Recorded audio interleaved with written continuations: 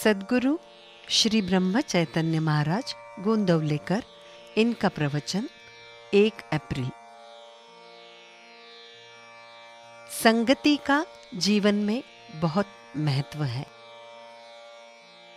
जीवन में संगति को बहुत महत्व होता है। संगति का परिणाम अनायास होता है। सत्संगति प्राप्त होना यह अत्यंत भाग्य की बात है। वो पूर्व पुण्य के कारण ही प्राप्त होती है।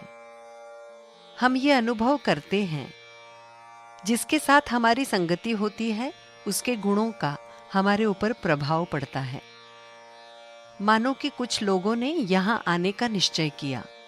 किसी ने विचार किया कि हम पैदल जाएंगे, दूसरे ने विचार किया कि हम बैलगाड़ी से जाएंगे, तीसरे ने सोचा मैं रेल से जाऊंगा, चौथे ने सोचा मैं मोटर से जाऊंगा। सभी निर्धारित स्थान से ही निकले तो मोटर से आने वाला जल्दी पहुंचेगा। मतलब यह कि जिससे संगति की उस सवारी के गुणधर्मों का प्रभाव उस पर हुआ। संगति की दूसरी बात ऐसी है कि जिसकी संगति में हम आते हैं उसके प्रभाव से अपना कर्तृत्व घट जाता है। यहां से काफी छात्र शिक्षा ग्रहण करके लौटे। कोई वकील हुआ, कोई डॉक्टर हुआ, बाद में वे यहां लौट आए और यहीं की लड़कियों से विवाह किया। ये लड़कियां बहुत पढ़ी लिखी नहीं होंगी, किंतु जिसने वकील के साथ विवाह किया वो वकीलनी, जिसने डॉक्टर के साथ विवाह किया वो अनायास ही डॉक्टरनी हुई। इस प्रकार यदि देह की संगति से सामान्य व्यक्ति के गुण धर्मों का प्रभाव हम पर होता है तो सत्संगति का परिणाम कितना होता होगा। हम टिकट कटवाकर रेलगाड़ी में बैठते हैं। हमारी बगल में यात्रा करते समय कौन आकर बैठेगा इसका हमें पता नहीं होता, लेकिन बगल में बैठा हुआ यात्री यदि बीड़ी पीने वाला है तो हमें बरबस बीड़ी का धुआं सहन करना पड़ेगा और वहीं बैठना पड़ेगा। व्यसनी की संगति बड़ी क्लेशकारक और घातक होती है। इसके विपरीत सत्पुरुष की संगति बहुत ही अच्छी और लाभकारी होती है। सत्संगति के कारण सद्वासना और सद्विचार का लाभ होता है।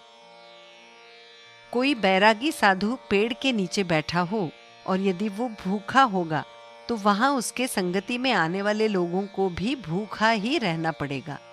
यदि कोई समर्थ के समीप गया तो वो कहेंगे मैं भिक्षा के लिए झोली लेता हूं, तुम भी लो। दोनों मिलकर भिक्षा मांगकर लाएंगे और पकाकर खाएंगे। किंतु संत यदि गृहस्थ होगा तो हर हालत में अतिथि को भोजन खिलाएगा। अन्न के अनुसार वासना निर्माण होती है, इसलिए संतों के घर भिक्षा मांगकर खाएं।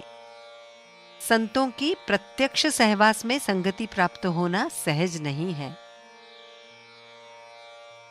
हम जहां रहते हैं वहां से संत दूर रहता होगा और पास में रहता होगा तो भी गृहस्थी के झंझट के कारण हम 24 घंटे में कितने समय तक उसकी संगति में रह पाएंगे। अतः प्रत्यक्ष संगति का लाभ कितना होगा, अर्थात नगण्य। अतः नाम की संगति में ही सबको निरंतर सत्संग की प्राप्ति हो सकती है।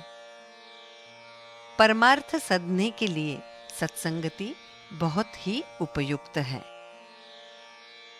जानकी जीवन स्मरण जय जय राम।